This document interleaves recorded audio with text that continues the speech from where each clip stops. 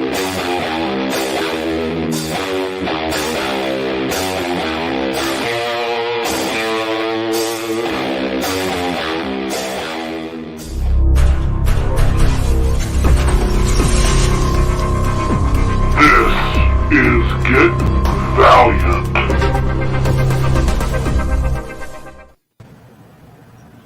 Hello, welcome to Get Valiant. 172. The big 172. Oh, it's good to be here. How are all you guys, especially our special guest Alejandro? Hello, thank you. I'm well. How are you? I'm just happy to be here. Just happy to be here. I'm very, very happy to talk about this comic that we finally get to really dig into. We had you on earlier before we could really talk about the book, and we didn't know where everything was going to go. Before we go any further, know we're going to. Yeah. You saw that coming. It's happening. It is happening. Before you guys start with any questions or anything, you know what I want to point out right away? You know what was hidden in plain sight all along from the very beginning, from before this comic even started coming out? Do you remember the character design variant on issue 1 that was drawn by Jim Toe? Featured both Barts, featured both Doctors Tomorrow, the original one and the adult that Bart becomes. And definitely. We knew that we could show that off because nobody would guess what it was going to turn out to be. Yeah, I wondered why there were all the designs that there were. Like, it seemed like there's a lot of versions of this guy. Lots of time travel going to happen. I don't know. Well, I thought looking at it, it's like, oh, are these maybe one of these is like a version that, it doesn't make it to the book. Like, it's cool we got to see it, but maybe it doesn't get to see print. Yeah, totally. Sketchbook designs, different versions of the character. But no, we knew that that's what people would assume they were looking at. But the surprise was that was actually going to be the surprise character all along. Yeah, there's some definitely cool things on this. And for those of you who are joining us, we're going to talk about Doctor Tomorrow. We got the writer of the series, Alejandro Arbona, on with us. And that image that he's talked about is going to be featured here. Give us just a second.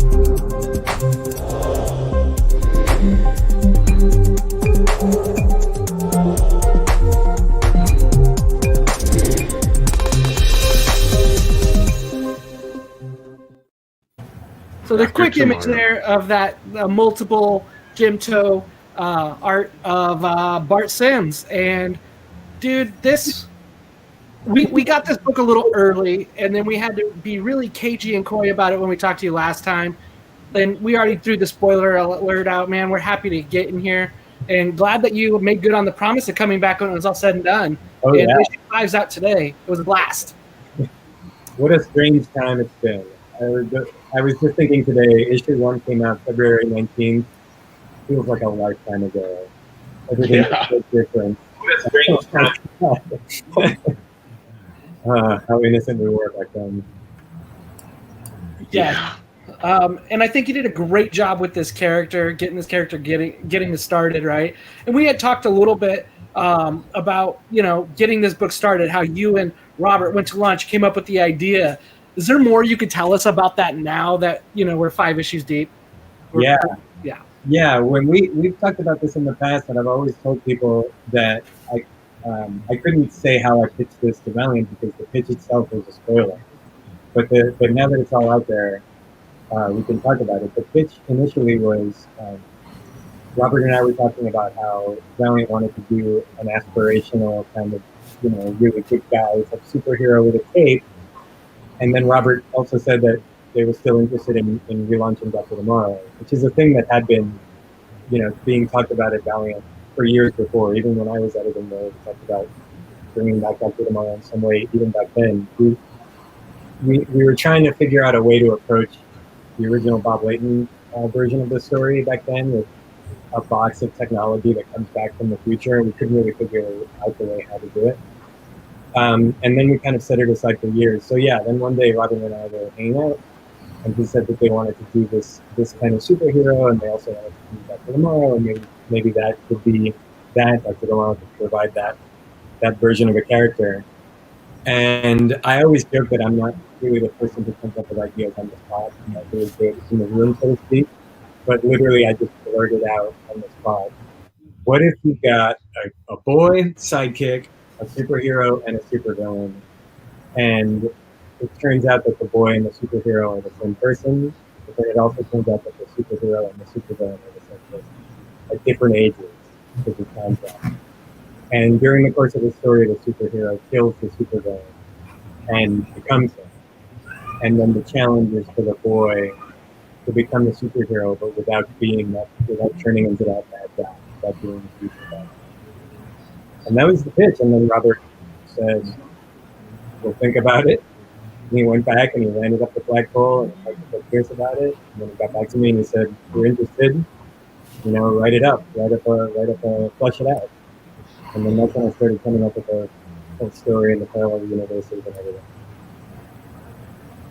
It worked out so well. It seems like a relatively simple idea that was fleshed out in a way that, man, what a fun ride. That's all I can say. Like, the only complaint that I have about issue number 5 is that we're done now.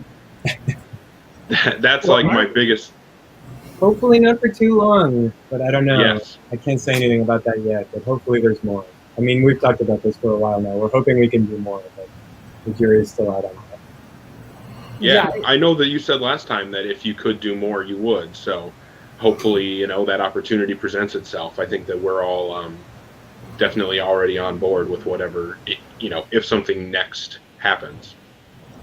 Yeah. And it wrapped up really good, and it was a complete package is what I really loved about it. Having reread all 5 issues the last couple days and seeing the foreshadowing with the Bart and God, I forget his friend's name, Gretchen.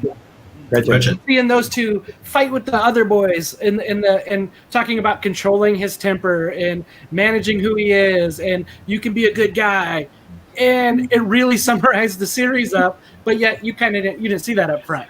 And so it was really cool. And then we got to see, Time Walkers in there. We got to see all the Valiant universe pretty in there.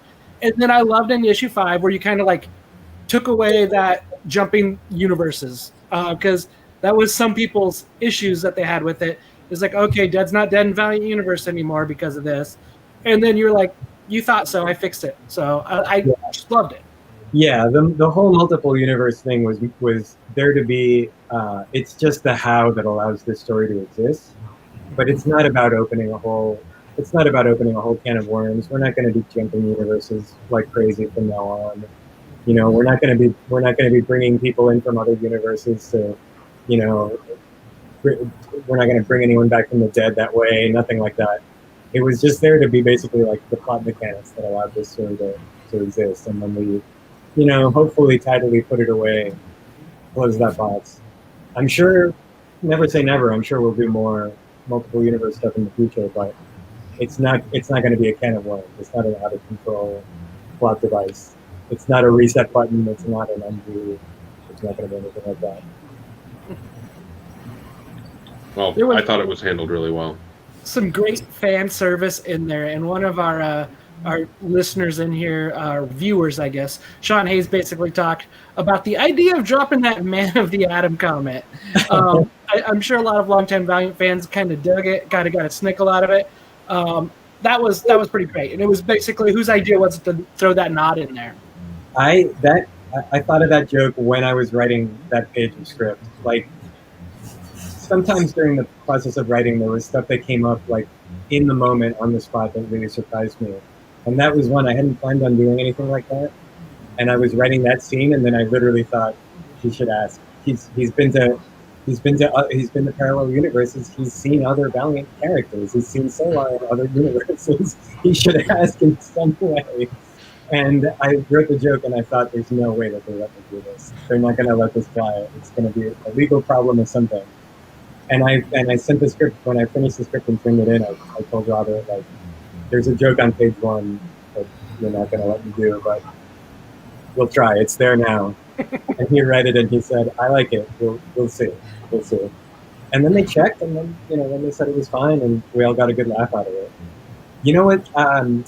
What actually something that fell out in that scene that was in there originally in the first draft of the script was uh, he asks about a man of the atom, and there's the joke, don't shrug, and then you turn the page, and the next page was going to be a little one-page cutaway scene of Divinity, just to explain why Divinity doesn't get involved. And I wrote it, and I sent it in, and Robert came back with what I thought was really excellent editorial advice, which was Divinity never gets involved in anything in the Valiant universe. Like, that's what he's all about. He already knows it's going to turn out okay, so he doesn't need to get involved. So either readers of this comic book already know that, and you don't need to put that in there, or this is new readers who don't know who Divinity is. They're not going to miss it. They're not going to be like, where was Divinity? He could have fixed all this with a snap of his fingers. And I thought that was really good advice, because if you're going to put Divinity in there just to explain why he's not in the story, then you have to put him in every story. You'd have to put him in Quantum and Woody. Every time a villain turns up, you got to be like, why doesn't Divinity fix this? He's all powerful. He could end this immediately. Yeah. That's a problem that we run into in comics a lot when you're writing a story for, like, if you're writing a Spider-Man story and a villain shows up, right away you have to answer the question of, like, well, why doesn't he just call the Avengers? Why don't he get help? So there was that. I wanted to put Divinity in there to be like, here's why he's not. All the heroes of the Valiant universe are there. Here's why this one is not. But it wasn't really necessary, and I'm glad Robert gave me that note, because it definitely saved me a page that I could use better for other things. I think that really opened up Bart's ability to be a leader, though, too, not having somebody like that in there, and having him kind of take that realm when he jumped into the universe. And I'm assuming he worked with all the other characters in other universes, so he kind of had some type of know of who they were, how they acted, whatnot. So I you know what I mean? I think there's a lot of stuff that happens in this book that we don't quite see, and we're kind of seeing because there's a Bart coming from another universe. He knows the Man of the Atom in another one. He probably knows, Arcadacia in another one. And so I thought that was kind of an interesting, realm to have, and having this new guy come in and take the realm and be like, I'm the leader, we're going. Mm-hmm. Yeah, he shows up with basically the attitude of, like, none of you know what you're up against, but I do, so I'm in charge. But then it turns out that he's terrible at being in charge, so he just loses again and again. Man, there's so many aspects of this book. I thought it was issue 4 that is him growing up, right? And I thought, like, this is kind of an action-y comic book, and there's this issue that kind of steps away from that and is all about, like, growing up and responsibility. And it feels like a departure from the rest of the book, but it works out so well. I thought it came across. It was my favorite issue. Did it feel like, when you're writing that, did it feel like a risk to take a step back in that issue, or was it just the obvious decision that had to be made? I knew that issue was always part of the story, and I knew that it had to be there, and it did feel like a huge risk. I'm really surprised and pleased that you said that it's your favorite, because I always thought, this is obviously this is the quiet issue, this is the slow issue, which is important to have, because if we're all yelling and fighting all the time, you've got to have some kind of breather. But I was worried that it was such an odd issue and so quiet. When I outlined that issue, I knew that, there comes a turning point in the story when the teenage Bart has to kind of realize that Gretchen, the adult Gretchen, knows what she's doing and knows what she's talking about, and he has to learn to look up to her and be more humble, and he has to realize how much he can learn from her. And in all the earliest versions of the outline that I tried to do, that always came through like an action sequence where I was going to have them like fight a supervillain in that world, or in one version of the outline, I was going to reveal that world has hundreds and hundreds of members of Ginger's species all live there, like coexisting with humans, but it didn't work. Like I started to outline that and it didn't work. And I was trying all these approaches that would have been like visually dazzling, that would have been sci-fi, like superhero action. I would have had a big fight in there, and none of it was working. Partly because everything I tried threw in the face of the lesson that Bart was supposed to learn. That he's supposed to learn not to solve everything by fighting, and not to be angry, and jump straight into like head first into a battle. And if every object lesson that I could come up with was a different model of a fight or a different kind of thing like that, it wasn't going to teach them any lesson. And then the idea that finally struck me was an argument at dinner. Like, I thought of like, oh yeah, they could just have a fight at the dinner table, and that's what brings out all those feelings, and that's kind of the emotional turning point of the issue. And that's another thing that I thought, I'm going to turn this in and they're going to tell me no. They're going to tell me like, why don't you have something super heroic happen instead of Bart having an argument with, essentially his mom. Like it's a teenager whining and arguing with his mom at the dinner table. Not very exciting. And I turned it in and they were like, this is good, we like it. And I was very pleased. It definitely felt like a huge risk. But I also always thought of that issue as it is absolutely the crux of the story. Like I said before, it's the emotional turning point of the story. It's where Bart learns all of his biggest lessons. And I always refer to that issue as the 36th Chamber of Shaolin issue, because in the movie The 36th Chamber of Shaolin, that movie has half its running time with the village, the village where all these characters live is getting attacked and brutalized. And eventually the main character goes away and he finds the Shaolin Temple, he tries to get in, and they won't accept him, and he tries to wheedle his way in, and then eventually he gets in, and then he trains at the Shaolin Temple for years and years until he, graduates basically, until he's good enough to be a teacher there. And then he leaves and returns to his village years later and saves it from the villains. So that for me was what this issue was. This is the 36th Chamber, which is the Shaolin Temple sequence where he had to go and train for years and years to be good enough. I think what you said about the issue being the emotional turning point, I think that's what I enjoyed so much, is that the emotion from all those characters came through so well.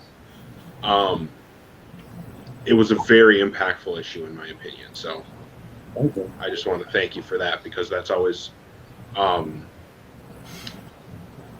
I always think of a comic as on a different level when it can convey emotion that well. So it's definitely something I wanted to commend you on. It was extremely well done. And obviously the whole team pitched in, because the art in that issue stays fantastic, even though it's not, everybody punching everybody else the entire time. It stays interesting and dynamic. I thought that I love it. Jim really sold that stuff super well. I mean, like in the script, I kept describing all these things. Like, for example, in that little montage sequence, I was pointing out like, now they're 5 years older. Now now Bart is 18. Now Bart is 22. Now Bart is 25. And Jim really sold the whole like Gretchen. When he first gets to that universe and they're unveiling the statue, Gretchen is age 55.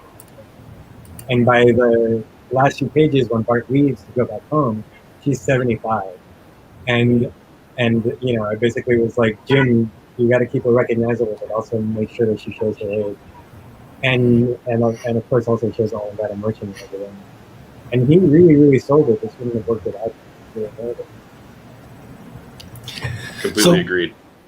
Yeah. So one question I had about this is, it does seem like, in a way, this book is very much all ages, and in that sense, it almost doesn't quite fit in with Valiant, because Valiant's a little bit more realistic, like in its tone. I think it's a bit dark, and with making a character like this so accessible, did you guys have any kind of worries about it coming off maybe to all ages? Because sometimes we look at all ages and we might say like it's for kids, but it's not necessarily just for kids. It's just anyone can like it.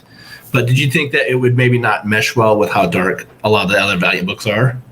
Well, Yeah, you're right. People talk about all ages, comics being all ages, and they assume that to be code language for meaning for kids.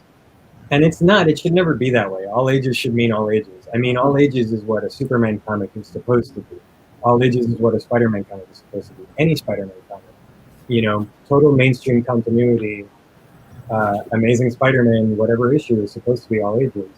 So the reason the Valiant characters, as you said, are so realistic and dark is because they're treated in this way where all of the characters are very nuanced and very layered, and they're very morally gray, the way that we are in real life, the way that people are in real life. And their characters, a lot of them who come from backgrounds where they do a lot of killing, like the fact that Ninjak is an assassin, the fact that Exo Manowar came from a military background in a time of swords and warfare, and now he's a hero in the present day. Like, he still operates that way. He still has the Visigoth mentality. That applies to almost all of the Valiant characters, with the exception maybe of Faith, maybe of Quantum and Witty. Like, the rest of these characters all kill. The thing with Dr. Tomorrow is not that he was supposed to be for children, the character or the comic. It's that he was supposed to be an exception to the morally gray darkness of Valiant characters. He was supposed to be a character who was more morally aspirational, whose story is more uplifting. Is essentially is like a Superman type character. He's a character that you can look up to. Now, instead of seeing yourself in him and thinking that's the same decision I would make or whatever, this is supposed to be a character that you instead admire and think, like, we should all strive to be that good. And that by itself is already, as you mentioned, is already kind of an exception in the Valiant universe. So since we were striving for that goal, and then in addition to that, since the story that I pitched happened to have a 15-year-old protagonist, Robert and the company and everybody thought this is a great opportunity to try to capture a new market that is not really open to Valiant necessarily, because a lot of the comics are really violent. And I say that not in any critical way, because I love the violent characters. I love the fact that Ninjak is an assassin and everything. But it was more about broadening the readership, broadening the audience base. That this should be a comic for Valiant fans that are already there, but it should also be a comic for new fans and for kids who maybe aren't reading Valiant, and for all sorts of people. And I like that ability where he is the one that's trying to be better, because that's exactly what Bart himself is. He's not trying to turn into the other universe older him that came and got him. He's trying to not fall into the trap of power, of the abilities. And so, I mean, I like that piece of it, because there is some gray within that as well that I think a lot of people struggle with. We all want to be good people, right? So yeah. I would hope, at least. I was for me, a lot of that came from the fact of, like, being presented with the challenge of how do you co-create an extremely morally good character? How do you create a character who just makes all these good decisions and strives so hard, works so hard to be good, especially in a world where there's so much darkness and violence? And I was trying to think of how to meet that goal, and at the same time thinking of the original Doctor Tomorrow, which is a comic that I'm a big fan of. But what I find really interesting about the original Doctor Tomorrow is that it is actually he's a very morally compromised character. That's what that whole story is about. The fact that he lies, and the fact that he regrets turning out the way he did, and the fact that he spends a lot of the story trying to undo his own origin. I thought what could be a kind of a cool way to update that, while also meeting that goal of trying to become a very good person, was literally being a boy who gets to see the way he grows up, gets to see himself as the man that he's destined to become, and reacts with, like, that guy's awful, I can't turn out like that, and then he has to make every decision to go the opposite way, to try to be better. And so, yeah, the thing that inspires him to be the best that he could possibly be is the fact that has seen how bad he is capable of doing. He knows how bad he can be if he isn't careful. So then he feels like he has a moral responsibility to be better, to do better, to work harder. I thought that was And that's something I perfectly. think that applies to all of us. Something I try Agreed. to apply in my own life all the time, and it's something I think, it's a choice everyone can make every day of their life. I thought the moment that he gave the ability to, like, he gave the specs of his suit away. I thought that was a very good, like, telling how far he had come and how mature he had become. There are two specific reasons why I put that moment in there, and one of them is kind of there in subtext, and the other one I feel like I would have fleshed out more if I'd had a little more real estate. But the one thing is when he talks to the imprisoned Doctor Tomorrow, his predecessor, and he says, I didn't turn out like you. I'm not like you." And that Doctor Tomorrow tells him, like, "Yeah, you are. You're good. You can still turn out like me. Like, you haven't become me yet. You can still turn out this way." And he immediately from there basically goes straight to Neela and says, I'm going to be accountable to you. You know, like that Doctor Tomorrow warns him, when you really unleash with your power, no one can stop you. And he goes to Neela and says, I need you to be able to stop me. He's basically making himself accountable to somebody. He's admitting that if you have power that is unchecked and nobody can stop you, then that's just a route to evil to begin with. The second thing, which I think is, I wanted to be there in the subtext, and I kind of feel like I should have fleshed it out a little more, is that he also trusts Neela with that in particular because they have something in common, which is that she's kind of been through the same thing. She also met a different Neela who she could have turned out like, and she didn't, and she turned out better. And he sees that that's a thing that they have in common, and he respects her for that. And he knows that he can trust her because of that. It's perfect. And one of my favorite things about it is that it ties together characters that can have their own books, but can also show up in each other's books. And there was a lot of that in this series. There was a lot of other characters. This wasn't a Doctor Tomorrow book where we hang out with Doctor Tomorrow and his sidekicks. It's the entire Valiant universe getting involved. And I wonder, how, I have to imagine that was pretty awesome to be able to work with all of those different characters. It really was. There's so much more I wish I could have done, but we just didn't have the space for it in 5 issues. But there were at different points I had different scenes with characters that, on the one hand, they were like kind of taking away from the real heart of the story too much. Like the more that you start to flesh out other characters, the further away you get from Bard and Gretchen. So I had to keep the focus on them. But it was also just a matter of page count. Like if I'd had a little more space, I would have put in, like more scenes with Capshaw because I love Capshaw so much. In my different outlines, I had a little more of Capshaw, I had a little more of Ginger, stuff like that. But yeah, it was a lot of fun to be able to get to write everybody and put everybody in there. Maybe if we get to do more Doctor Tomorrow, I can explore that a little further. One of the things that I liked about it was in the first issue, it kind of hints at the fact that Bart and his father are very troubled, and his mother has passed away, and he's almost become like this forgotten character in his family life.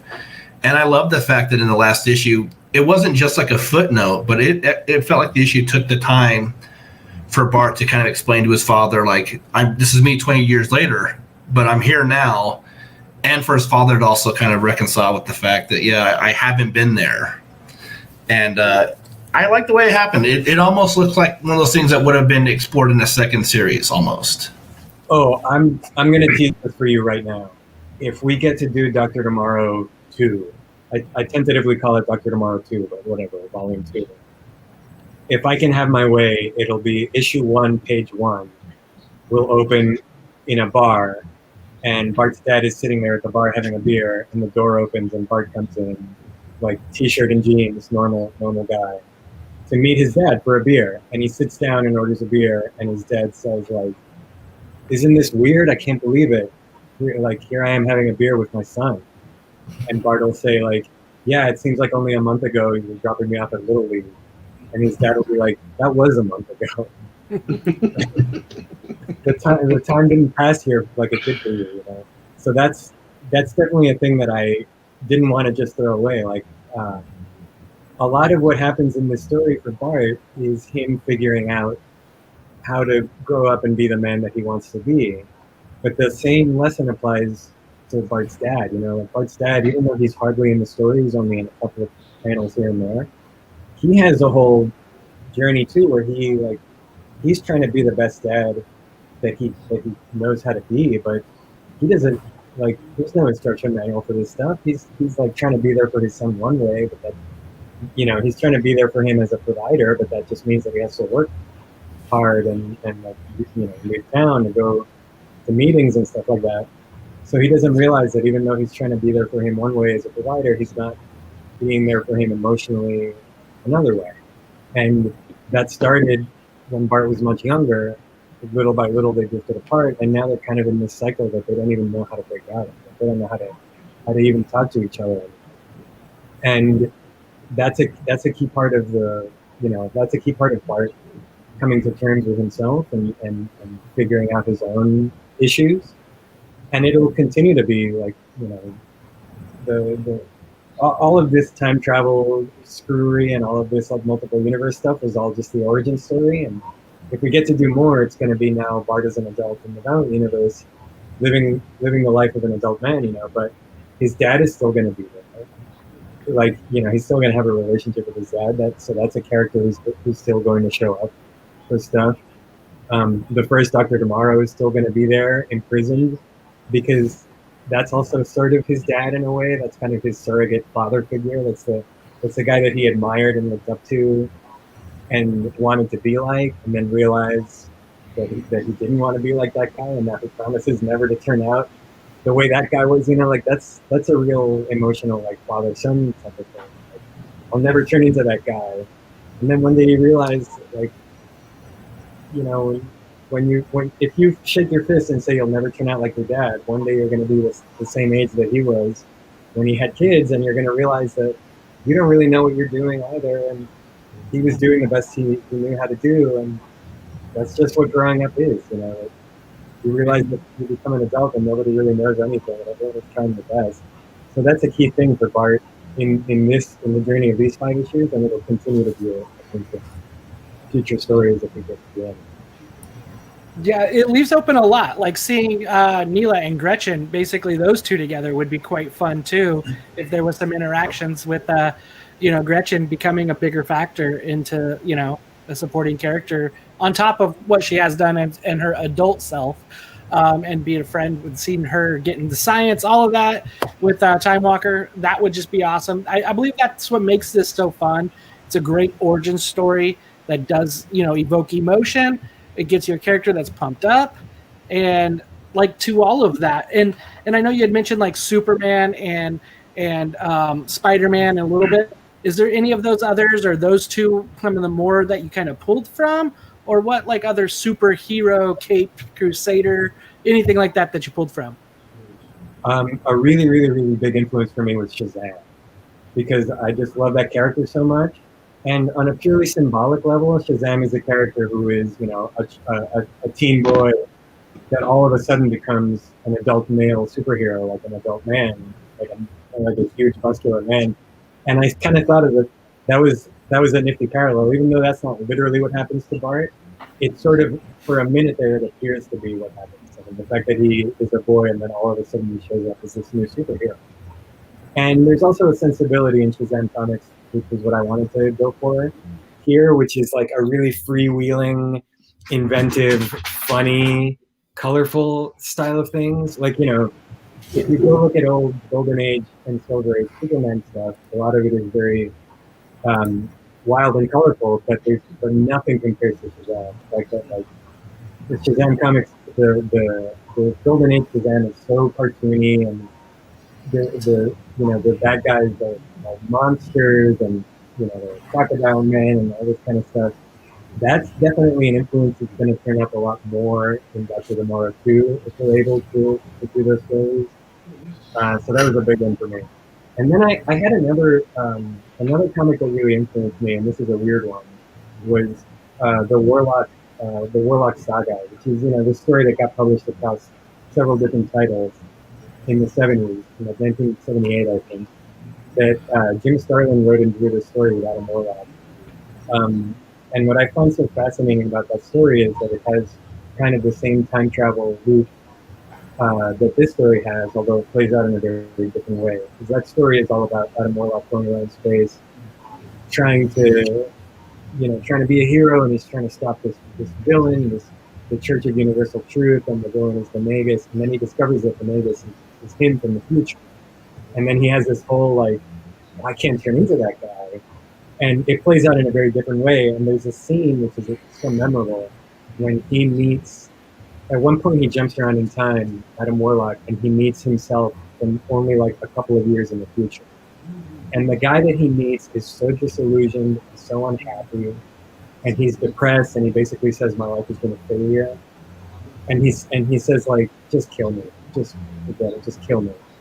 And this is when Adam Warlock has the soul gem, which is this is pre-Infinity War, pre-Infinity Gauntlet, the soul gem that has to like steal souls, and he does it. He kills his future self, and by doing that, he prevents the Magus from ever existing. And he thinks he's won, but he's done it like at what cost? He's been stealing souls, and he's been killing people all through the galaxy. And then the story goes on for several more issues, and eventually it gets to the point where he does become that guy that he met, and he's now the really disillusioned one. Things are very dark. So that was it's a very different story, with a very different mood and a very different ending, obviously. But it's a story that I thought about a lot because I really love that whole idea of meeting yourself in the future and swearing that you'll never become that guy. And then what can you do? I mean, it's like your fate is set. Yeah. If you were to see your 50-year-old, 30, 40-year-old self when you were 12, like, what would that have changed in the direction of your life? It's a cool question to ask. If you knew where you were right now, what choices would you make different throughout those times, or what would you tell yourself? So I think it's an interesting direction and choice to be made. So, yeah.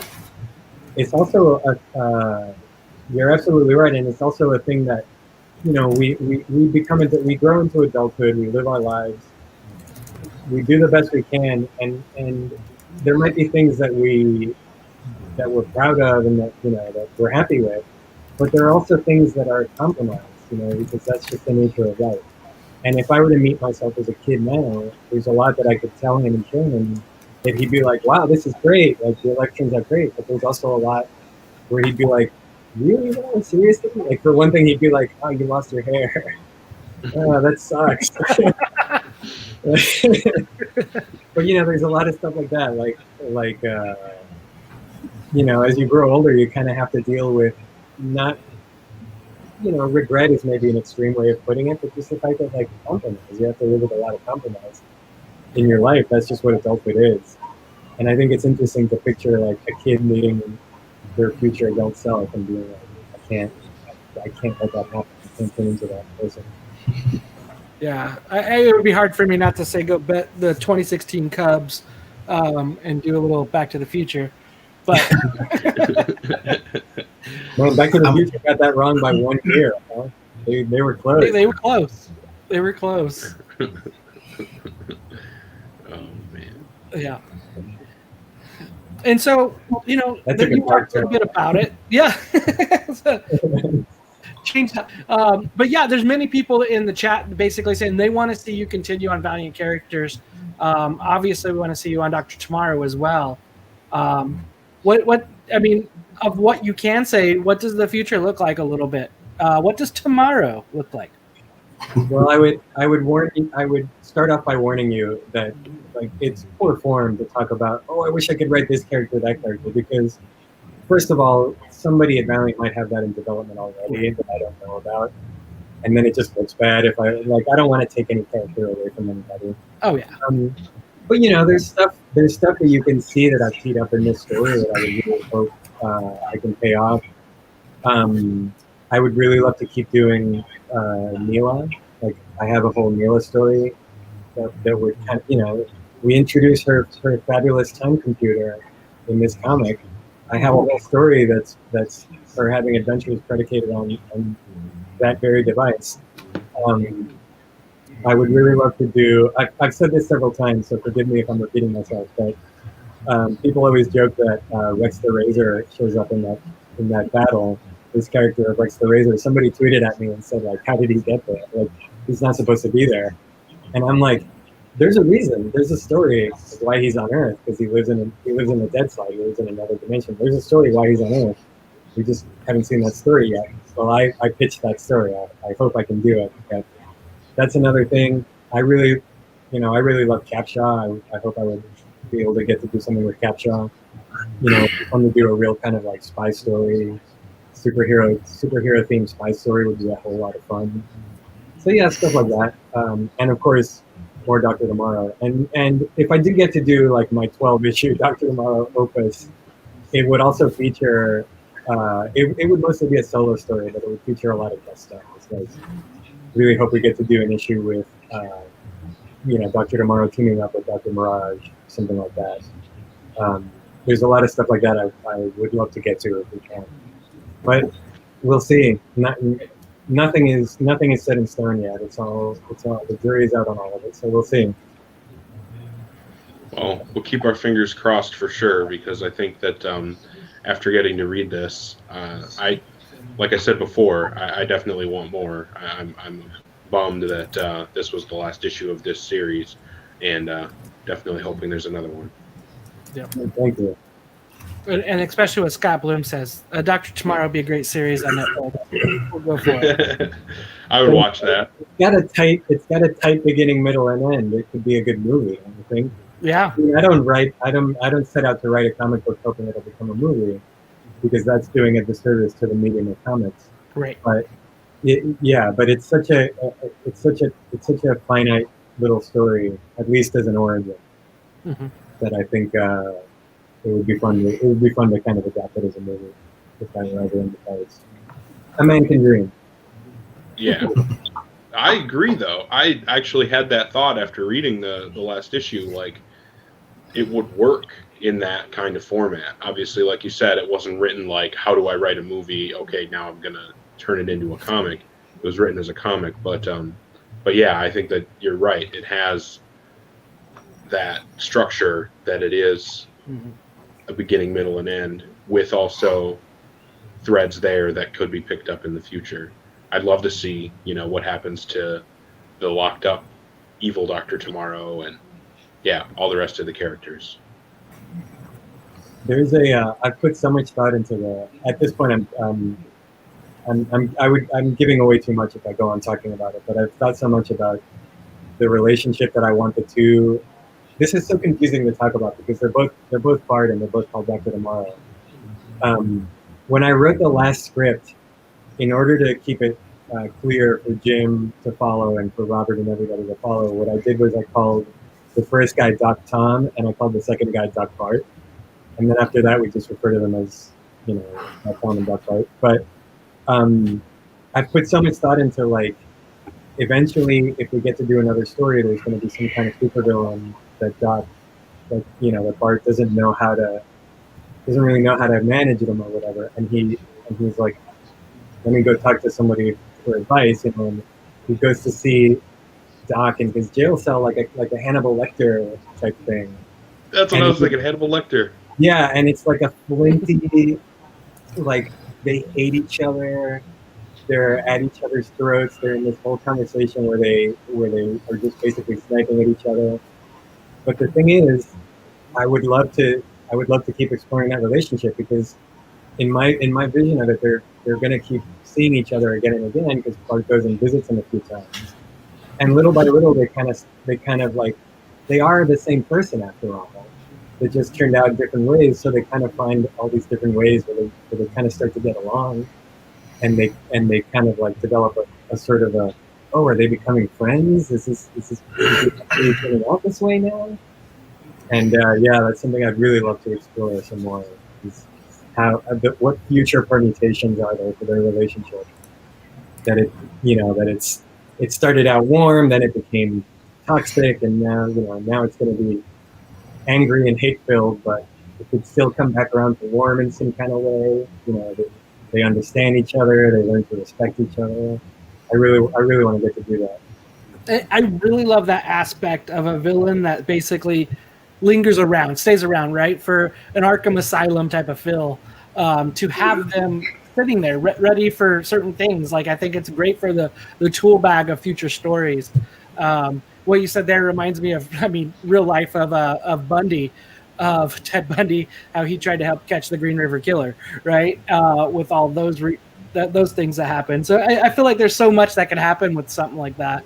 And that's what makes it, makes it fun. And it makes it to this character that, has a different view that we haven't really seen outside of Faith in Valiant Universe, potentially Quantum, but he's a goofball.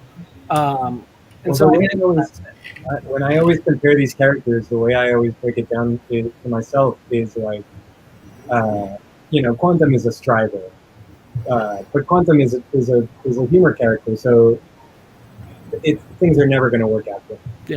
He's trying to be a superhero, but things are never going to work out for him because he's a comedy character, and that's great.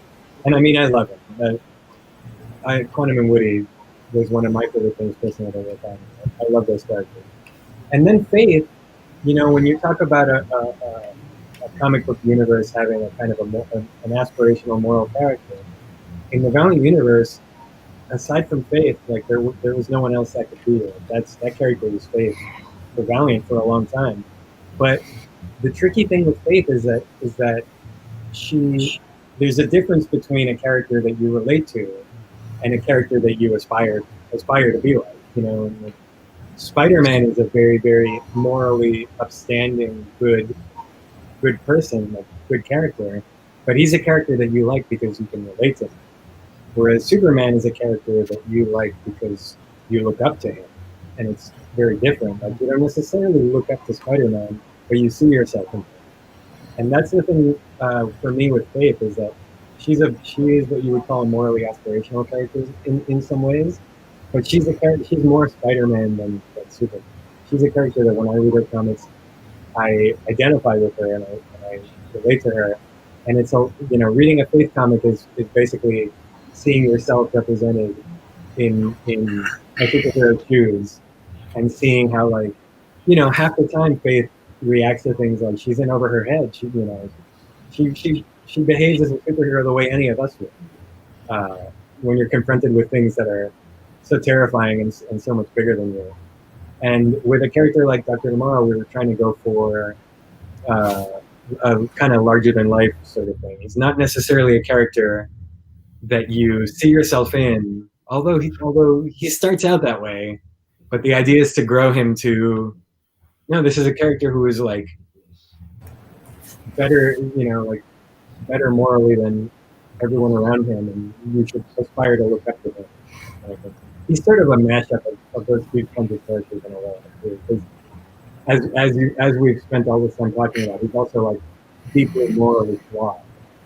But that's his whole thing, is being so morally flawed that he makes the effort to be better. We also got to go on that journey with him. I was trying to make a point there, but I was just rambling. So better leave it at that. No, but that makes total sense about those. You know what I mean? Just the distinction between the superheroes itself. So within the universe.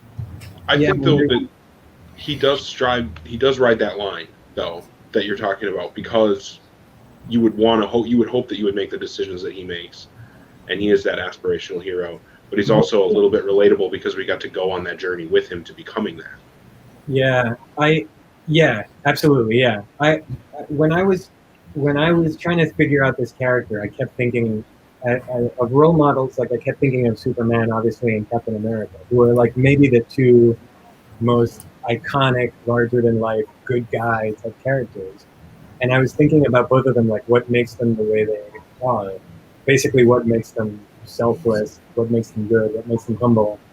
And in the case of Superman, well, the thing is, for both of them, it's like kind of baked in from the start. With Captain America, it's the fact that he was physically weak and he was bullied, and then he suddenly gets power, but he understands what it's like to be the underdog, and he understands that he has to use his power on behalf of people who need to be defended, who need a hero to look after them.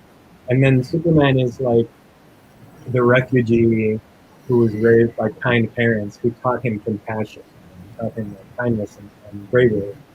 And so for both of those characters, like, it's baked into their origin, like, what is the thing that motivates them to make the choice to try to be better and to try to be good. So when I was trying to figure out this character, like on the on the outline stage and the pitching stage, it was about like what makes him be good.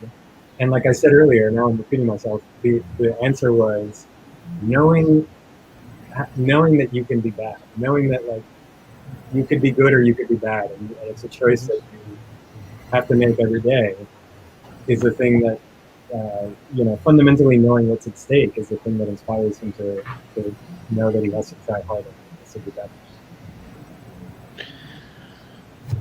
Yeah, I think that what's one of the things that I really enjoyed is that we get to go with Bart as he sees himself become the bad guy in his future self, and then we get to go along with him as he takes control and becomes something other than that, and says, I have more potential in me than that.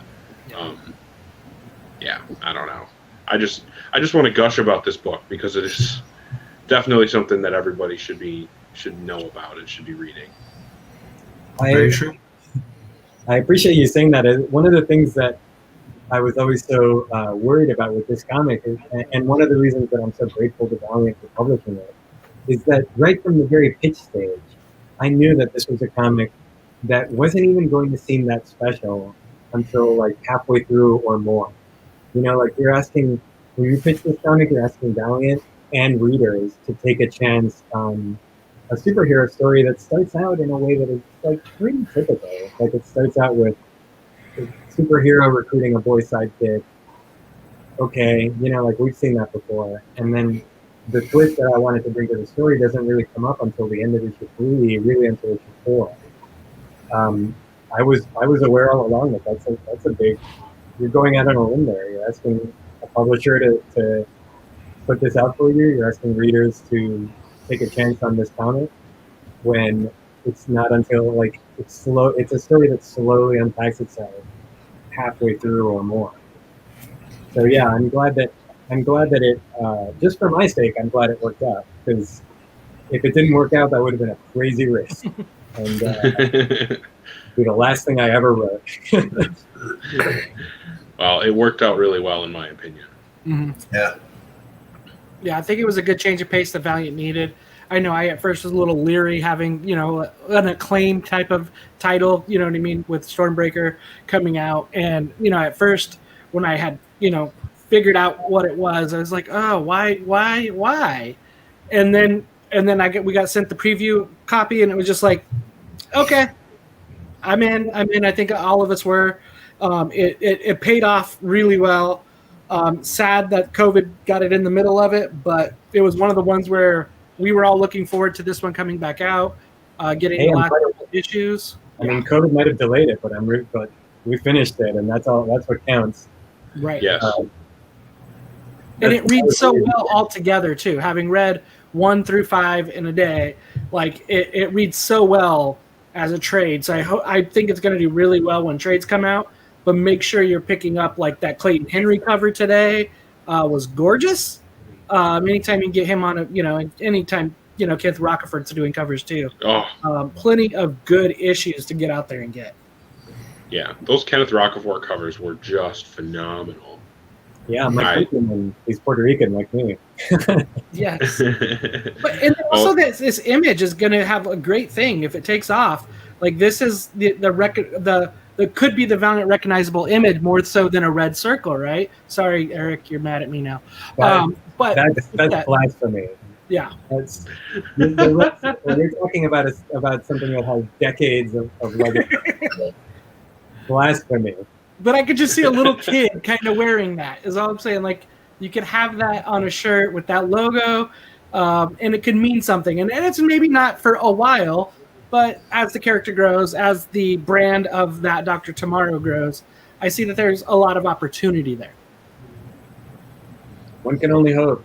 Yep. I mean, I love the title more than anything else. Like the title is just so cool. I can't believe that was the title that was available that we got to use. I mean, the fact that Bob Layton locked it up back in the day is why. But what a cool name, Doctor Tomorrow. Such a whiz bang, old school kind of feel. Yeah. And I think I think what works so well with that kind of feel that the title has is it being an all ages comic. And I don't, like we were talking about before, by that I don't mean a kid's comic, I mean an all ages comic. This isn't just as enjoyable for me, a man in my 30s, as I would hope that it would be for someone who's maybe a kid getting into comics and just trying to see what's out there, because, you know, we get to, like I said before, we get to go along on the journey with the main character growing up and becoming a hero. I think that's something that we all know the struggles of growing up, right? Whether you're in the middle of it or you've already done it. That reminds me of when we talked about this around the time of issue number 1. We were talking about how kids would respond to it, and how boys or girls separately would respond to it. And of course, I couldn't say anything at the time, but I was like, "Oh, you'll see, there's stuff in here. There's stuff in here for everybody." I think. Yeah. I couldn't give away any of that. Absolutely. Like one of the stepkids he is, I told him Dr. Tomorrow, and before, I showed him an image, and that's my favorite superhero. Just was sold. He was sold, like just by the name and just the imagery of it. So he was like, "Yep, that's my favorite." Who's Batman? Like it was interesting just seeing a 5-year-old just take to it. So yeah, he's got an iconic look and a name, and the story's awesome. Mm-hmm. When the comic was first about to come out, or when the first issue came out, maybe I can't remember. That was another thing, is that somebody on Twitter, tweeted at me and said, like, "Oh, I'm not crazy about the helmet." And I replied, like, "Don't worry, it's not going to be around for very long."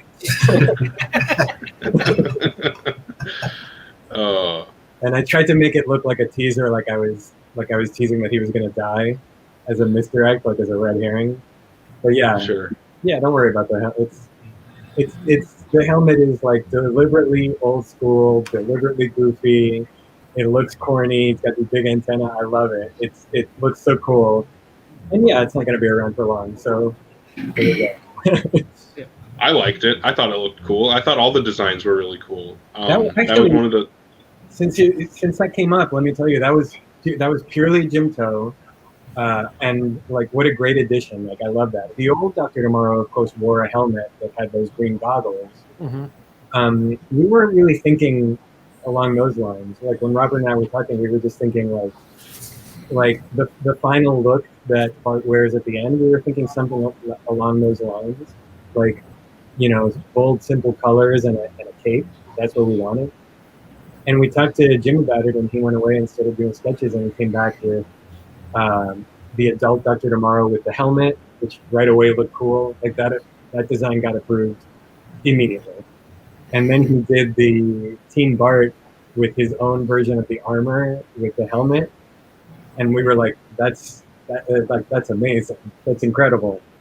Literally all of those designs got approved on the spot. The only design that we went back and forth on for a week or more was Adrian. Because it was supposed to be like the most over the top, the most 90s style supervillain possible. And even then, there was a lot, like, we didn't know what to, all I described of Adrian for Jim was, I wanted him to look like really over the top, old school comic book supervillain style, but I also wanted him to look like kind of legal. Like he carries himself with a lot of dignity and wears a cloak like over his shoulder. But that, like no more detail than that. And Jim went away and he gave him the big mane of hair, and he gave him like the weird scar with the purple skin and all of that. Like, those were all Jim's idea. He gave him a robot arm, like a cybernetic arm. That was totally Jim's idea, and that stuff was incredible. Ninja Turtle fingers. Yeah. Yes. Yeah, that stuff worked so well. That was all Jim. Loved it. Yeah, it worked out great. And then what I heard reference was Speed Racer with Young Bart too. I think that was a lot because of that issue number 1. Kind of, I forget who did the art on that. Stacey Lee. Yes. That one cover by Stacey Lee with the yellow background, which is actually going to be the cover of the trade. Cool. Yeah. Cool. That cover, I love that cover. Yeah, when that cover came out, it had a very Speed Racer kind of look, or a very Gatchaman, like Battle of the Planets type look to it. So that's what a lot of people compared it to, which is fine with me. I love Speed Racer.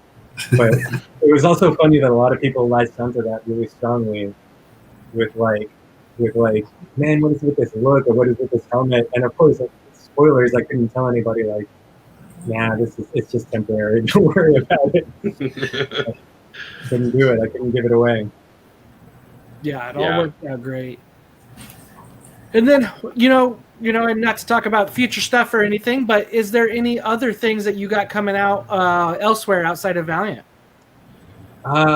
There's stuff I don't think I can talk about.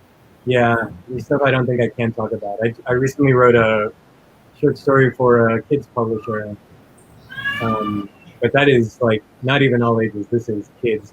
But I don't think there's any news on that yet. Okay. And Fair I enough. a couple of other things in development, but you know how development is. I can't talk about it, and it might not even come to pass anyway. But we'll see. Well, let us know. We'd love to support any way we can. Valiant family becomes Valiant family, right? So that's the way it is. I should say, it behooves me to say, there is also all the stuff that I work on as editor. Like, I'm the editor on a little comic book called The Old Guard, which is now on Netflix. So the trade of Volume 2 of The Old Guard is about to come out in stores. I think Are you going to be working on the new Stumptown as well? No, because that's through Oni. So okay. Oni, I work we don't on like people at Oni. Robert. I was just kidding. I said we don't like people at Oni. Kidding. He's a friend. We love him. But yeah, I work on a lot of comics with Greg Rucka, but only the ones that he does at Image, because those are the creator-owned, so those are the ones where he brings in an editor on his own. The stuff he does at Oni, like Stumptown, they have editors. Right. They're handling it themselves. Yeah. But yeah, I edit The Old Guard. I'm also editing a comic called Black Magic. It's the third arc is just coming out now. And Lazarus, another Greg Rucka. So on that, did you kick any of this off of Greg at all for any type of feedback? Absolutely. Yeah. He didn't give me any. I mean, I showed it to What did I? No, you know what? I told him I was writing this comic. Yeah. I didn't run anything by him at that stage, at the script stage. By the time that we were doing lettering, and I had the first couple of issues lettered, I sent him those, and he read those, and then I told him all of what was going to happen for the rest of the series, which at that point wasn't drawn.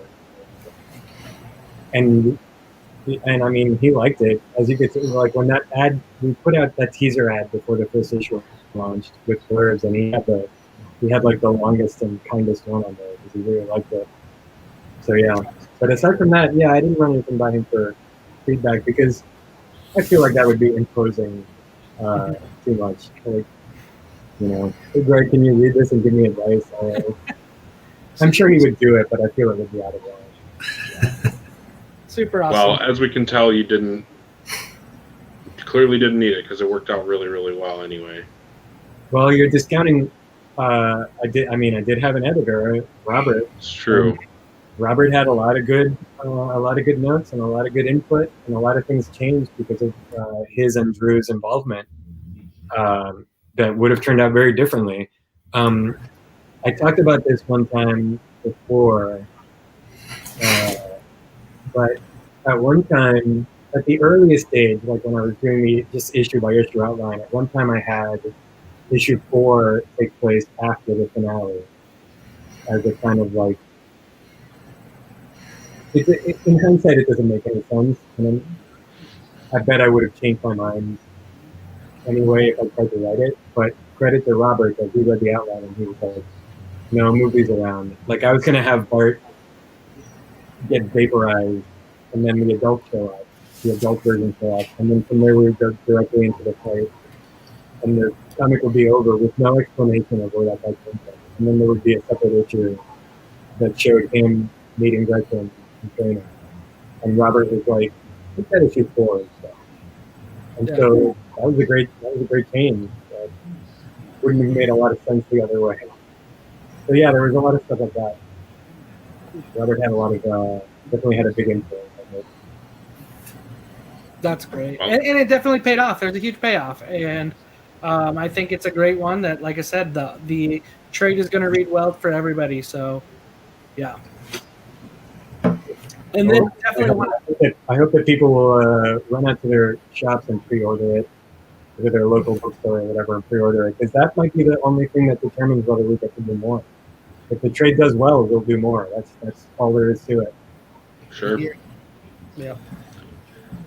Well, hopefully everybody does that. I definitely agree, because this is certainly I think this is going to be an enjoyable story for a lot of people. I've compared it to one of, I think, Valiant's highest of high watermarks, which is the Valiant. And I think Doctor Tomorrow is one of those that it's up there, man. It's up there with, the Valiant and Secret Weapons and some of the greatest books that Valiant has done, in my personal opinion. Maybe others don't agree with me. I don't know. But I definitely think it's up there. I appreciate you saying that, but again, blasphemy. No, I think it's there, man. Because something that I think a lot of us have wanted is that continuity in the universe, and this gives us that closed universe feel. We're getting to see all these characters come together because there's a threat that really justifies bringing them together, and it's hard to come up with a credible threat that would do that when we have characters as powerful as Exo-Manowar, and the things that he deals with in his own book, and the rest of these characters, what they deal with in their own adventures. Coming up with a credible reason to bring them all together and to showcase all of these awesome things about the whole Valiant universe, while also telling a really awesome origin story. That's a lot to pack into a 5-issue story. Well, it worked really well. I wish I could say it was easy. It wasn't easy.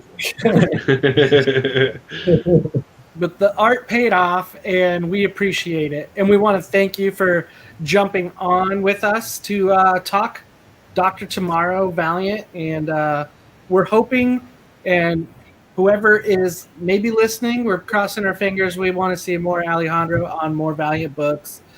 We want to see some more Doctor Tomorrow. So that's what kind of us as fans and side job podcasters kind of say. So, yeah. Absolutely. Thanks so much, Alejandro, for coming on and talking with us about this. We're very happy to have you. Honored that you took time out of your day to do this, and thanks again for writing such an awesome comic book. Not at all. Thank you guys for having me. Always a pleasure to come back on. Definitely. And before we say subscribe, we're going to say make sure you go follow Alejandro on Twitter. He's on our Twitter page at the Give Valiant and Hoodoo TV. Follow him anywhere else. Anybody else could follow you, or website or anything for you, Alejandro? No, just I'm also on Instagram, but it's not, it's very similar. If you want to see pictures of my dog. Yeah, it's a cute dog, by the way. I had to use that image. That dog is cute. Thank you. Yeah, he's a nuisance sometimes, but he's a good guy. But yeah, I'm on Instagram. My username there is Arbona Mania, because Alejandro Bot was taken. I'm Alejandro Bot on Twitter, Arbona Mania on Instagram. Oh yeah. Nice. And then everybody jumping online, the chats. We had Todd, Scott, Sean, Chris, Moose, Greg.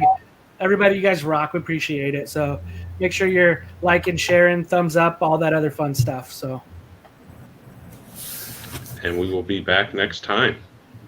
Yes, I think we got a week off because there's only the Rye trade next week, and then I think we have Bloodshot number 8 coming out next week, so the week following. So we got that coming, then a Rye issue coming, so some stuff is on the way. So make sure you're putting everything on your pre-order list. Go in, put Dr. Tomorrow's trade on your pre-order list. Those that haven't read it that are on the show, it's great. Even if you've been spoiled, you're going to love it still. Yes, totally agreed. Well, thanks everybody. This has been episode number 172 of Get Valiant, and we will hopefully see you guys next time. Later. Thank you, guys.